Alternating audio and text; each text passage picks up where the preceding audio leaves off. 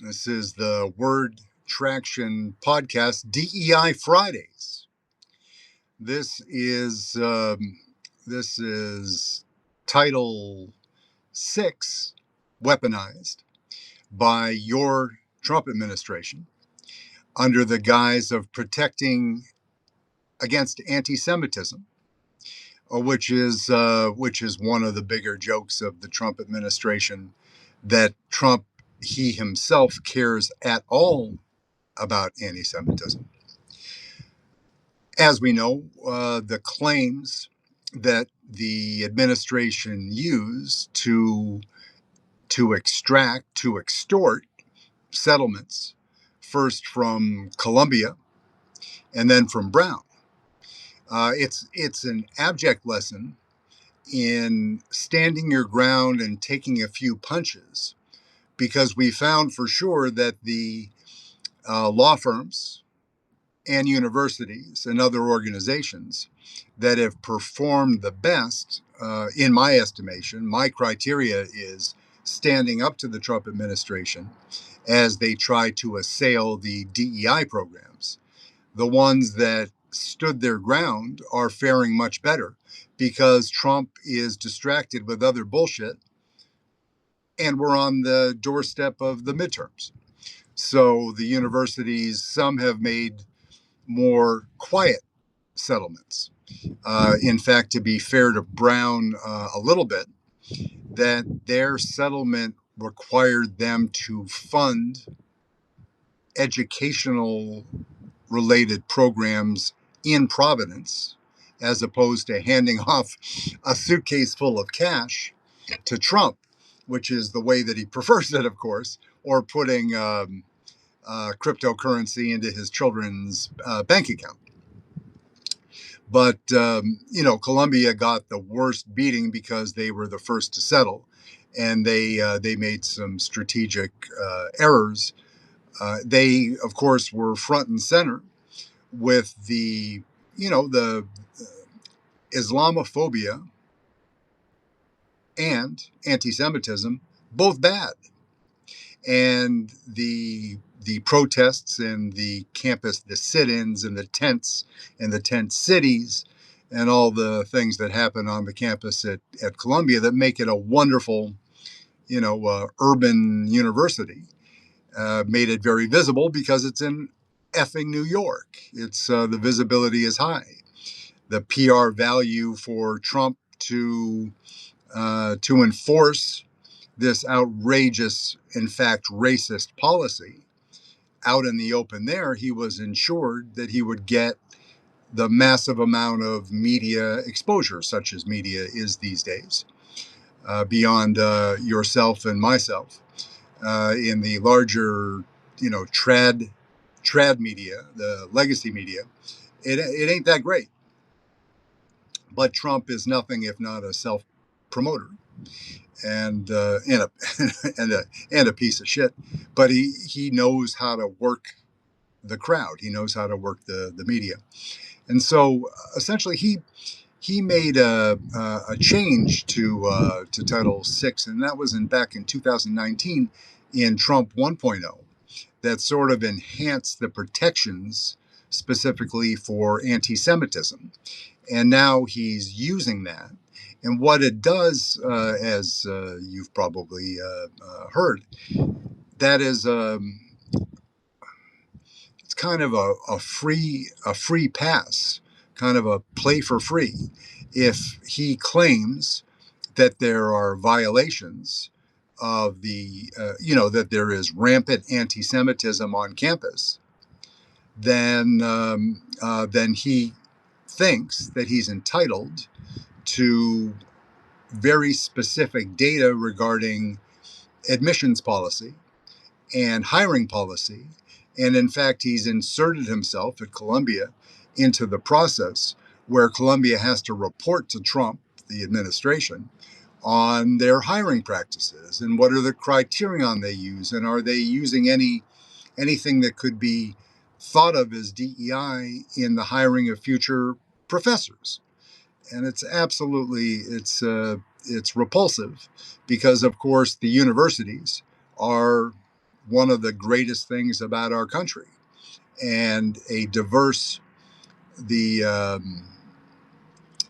the the teachers make the university, the professors make the university, and of course it's a complicated political game itself with tenure, in the way that these particularly these enormous, well endowed in the educational sense universities are, are cities unto themselves.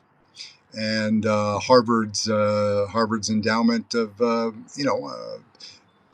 to hit $1 trillion at some point. I would imagine it's a massive amount of money, and they have tremendous strength. And people would argue that why didn't you hold out longer, right?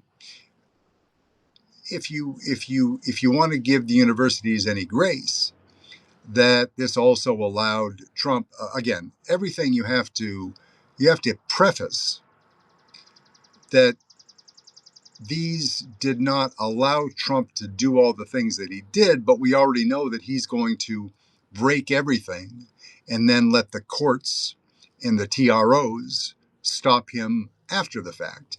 And because he's doing it so rapidly and in so many different places, that sometimes just a business decision by the head of the university and the board to make a settlement made good sense. Now, University of, Columbia, Brown, Cornell made a more quiet settlement, and then University of Chicago, right? or Northwestern, one of the two great Chicago universities, made a settlement as well. The problem is, even if there's a written piece of paper with Donald J. Trump's freaking signature on it, saying that if you agree to the settlement, then I'm going to leave you alone. You know that that's bullshit, because he is a Tony Soprano wannabe guy, and he'll just keep coming back. And you feed the rats once, the rats know where the food is, and they keep coming back for more, even on a cruise ship. So this is the Department of Education initially identified 60 universities and other institutions of higher education to target. The very public settlements that we already discussed are the ones that are big in the media, because of course everybody's looking to Harvard for guidance and for leadership. And on those accounts, they've been doing a great job. They succumb to the pressure as far as the president of the university. They've had lots of problems with, Larry Summers, Epstein, and all of that. They've got a lot of shit going on, and they're trying to run a great program, a bunch of great programs, a great university, and they do. It's right down the way, and it's a thing of beauty.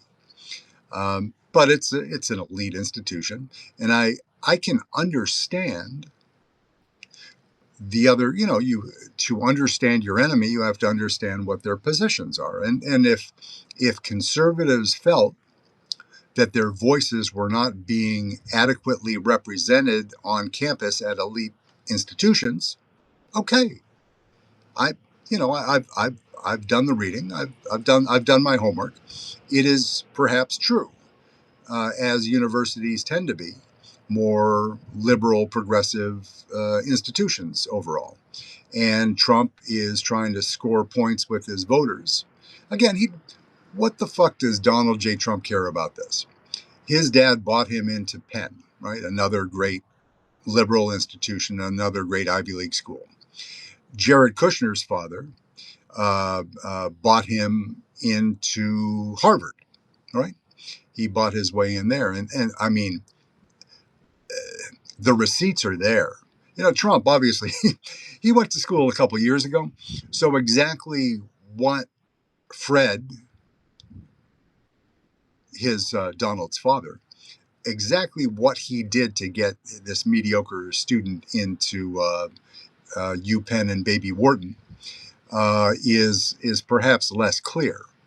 But there were reports from back in Trump's earlier days as a developer in New York that his dad bought his way in there. But that's easy to say.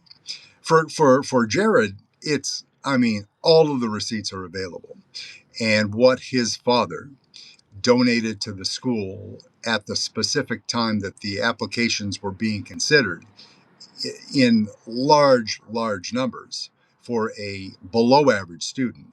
That's done and dusted. But it's also more than a couple of years ago. Jared is a man. He's not a student. Does it make it the standing of the universities to argue with the Trump administration?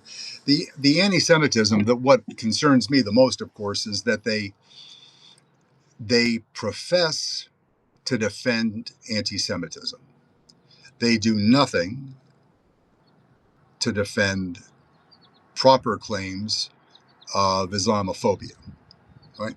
So it's a different standard for other religions, right? If the white Christian nationalists are being offended, then they'll be on it, because most of the people, the members of the Supreme Court that are either Harvard or Yale, it's a whole bunch, right? So what are we to do, and what are we to watch for? As I said just a moment ago, I think that Trump's the energy he has to dedicate to this particular cultural war is diminishing. His power to do these things without congressional interference is fading too, and if things go against all of the shenanigans of the Supreme Court, the bad faith arguments, and Louisiana v. Calais, progressives, Democratic Party should still prevail in the House in the midterms, and we can create some very very justified hearings to find out exactly the amount of resources that the Trump administration is dedicating to these investigations, what their goals are, what information they have tried to subpoena, and all of that information, and hold it up for all to see, looking towards the general 2 years later. And while the Harvards of the world, the elite universities, are not the most sympathetic institutions in the world, particularly if we're trying to, as we will have to, the independent and even the fringe, the Republican voter that was not a MAGA voter, we're going to need to capture those folks to be successful in 2028. Standing up arm in arm with Harvard on one shoulder and Yale on another. How many working class dudes and chicks are you going to be able to bring over to your side, saying that somebody's being mean to Harvard? Gosh darn it, Biff, Buffy, let's go, let's unite, let's common cause with Harvard. It's not a winning argument. It's correct. Trump does not give a single fuck about anti-Semitism. The whole play with his relationship with Netanyahu, Bibi knows that the ship is about to sail on that. If but for the presence of Jared Kushner as Trump's son-in-law, the husband of the daughter that he loves very much, reportedly. Without that, I don't see in any way, shape, or form how Bibi Netanyahu is getting what he wants.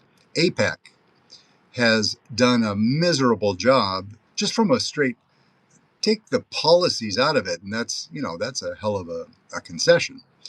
But just take the way that they've been the hand that they've been dealt, how they've been misplaying their cards and alienating American voters on Republicans and Democratic Party members. They've been really blowing it, been doing a horrible job, right? This Thomas Massey, I'm very interested. I guess that election now is what is it? Maybe it's a week from Tuesday or something like that, and it's tight now because the APAC and other Miriam Adelson and other aligned interests have spent more than 10 million to date. They may double down in the last week to defeat Massey, right? And as I've said in these on these streets and in these channels, that that's Massey's like the first, not like Massey is the first Republican that I've actively thought about sending a check to. Uh, uh, I've said my Republican votes in my lifetime were two. There was one for Reagan 2.0. I was young. You have to excuse me. And there was one for Bill Weld 1.0. One term, yeah. Bill Weld was the governor of the Commonwealth of Massachusetts, right? and and I had for some reason when I hadn't. Yeah. In any case, so those are the people that I at least, well, just in full disclosure, I think I voted for but didn't write a check to Reagan. And for Bill Weld, I wrote a check but didn't vote because I was a registered voter in Florida at that point, and that would be, unless you live in Chicago, you can't vote more than once, and that would have been unseemly and perhaps illegal. So what do we do with this? We have this information. We're going to see more universities and more schools attacked, but at a lower velocity than has happened since the beginning of Trump 2.0.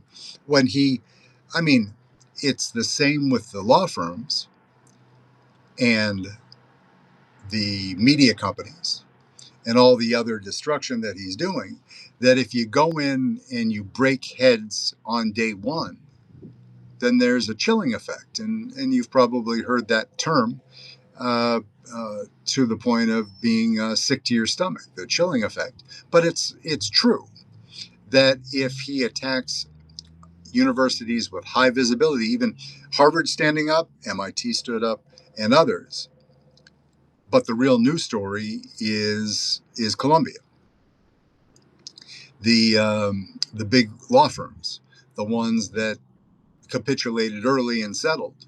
Those are the ones that he holds, and he can hold up the scalp and say, "I got them for you, MAGA. I showed them.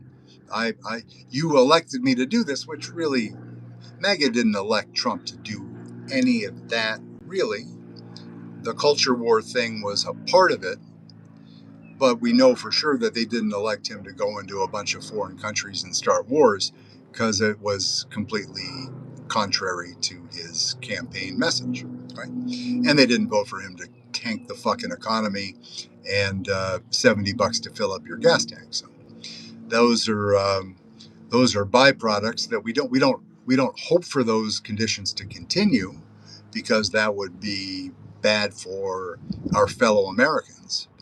But we hope that the memories are a little longer than they have proven to be lately, and he pays the consequences for going back on his campaign promises, a promise from Donald Trump, right, OBV.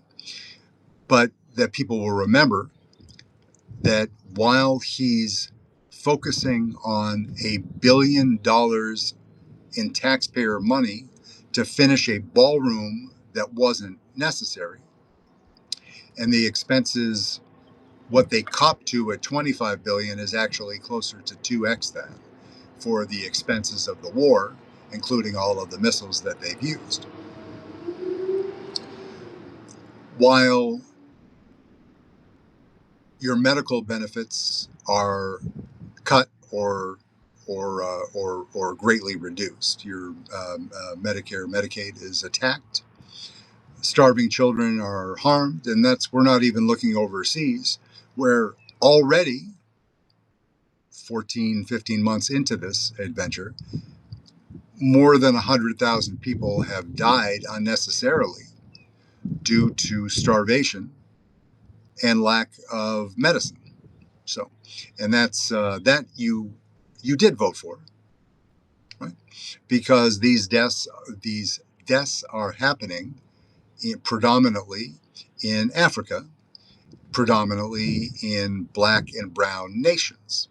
So, what did you get for your racism? Did you get the bang for your buck? Yes, I mean you were responsible as voters, supporters of Trump. You will be responsible for the deaths of hundreds of thousands of human beings. So if you count that as a victory, then if your pastor will still have you, you should probably talk to him or her because there's something seriously fucking wrong with you. But we'll leave that.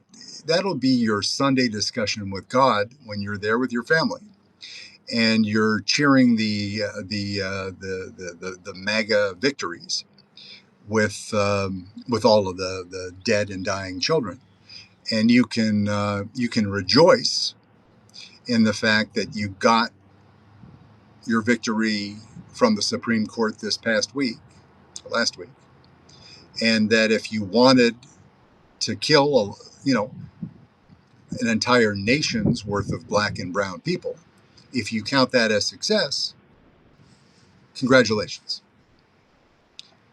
For those of you that don't count that as a success, then do the things you need to do. Collective action, register to vote, sign up for mail-in balloting, and all of those things.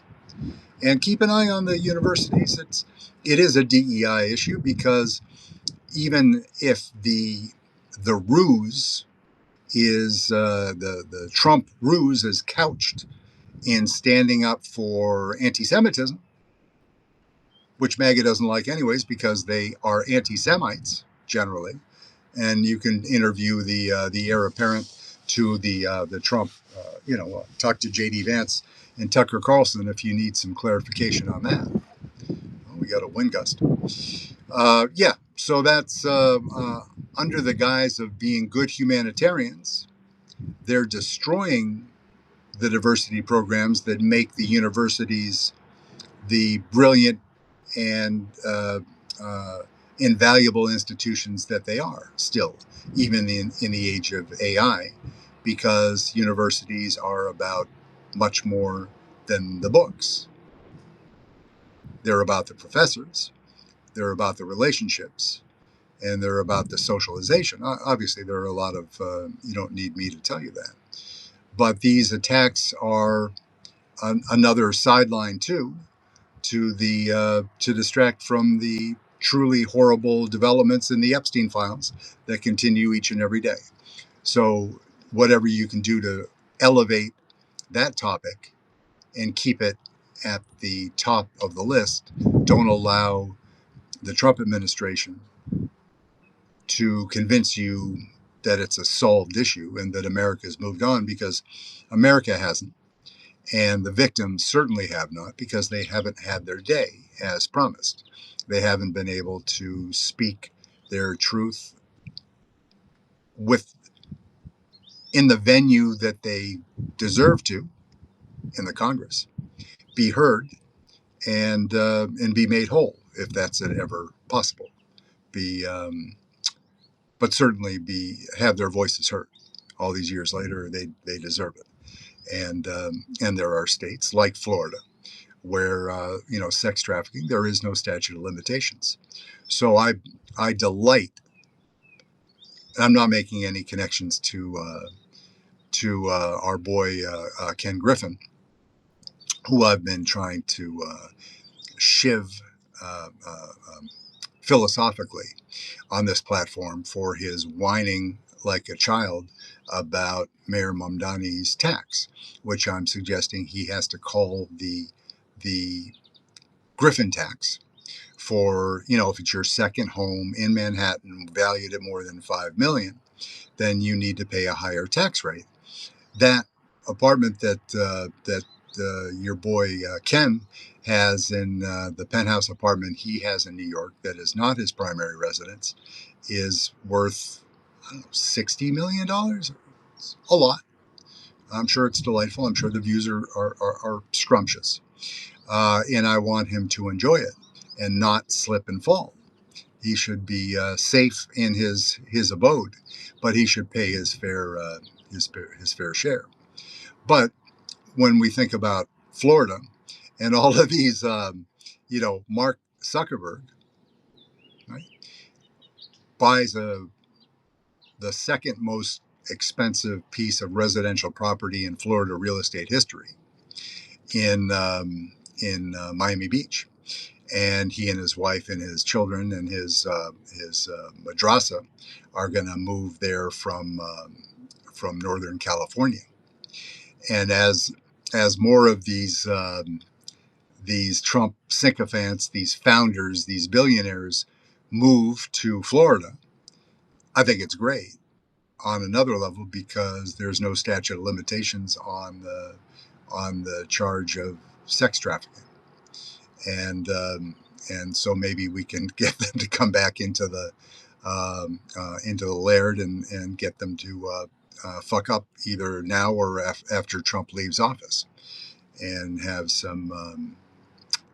the jurisdiction to punish them in the way that they deserve to be punished. So, pleasure always. DEI Fridays, a little bit different read on it, but this is important on the Title VI side and the universities and all of the other parts that go into this very cynical Trump support of anti-Semitism from a guy who back in the 80s and 90s could have very easily been accused of anti-Semitism because of some of the public statements that are a matter of record now about trusting. Excuse me. I don't know that I had hair that long. That the one was the one really repulsive statement that is not the worst anti-Semitic trope that I've ever heard, and I've heard a lot.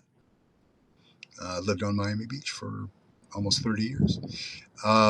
Was a statement about,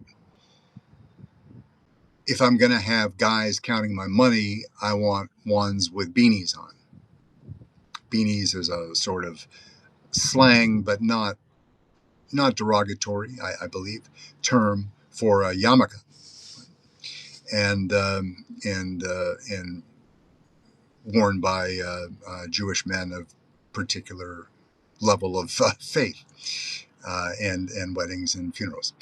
In any case, that is that's the kind of shit that a guy like Trump does, and he perhaps got away with it for a long time, and those statements were attributed to him 40 years ago,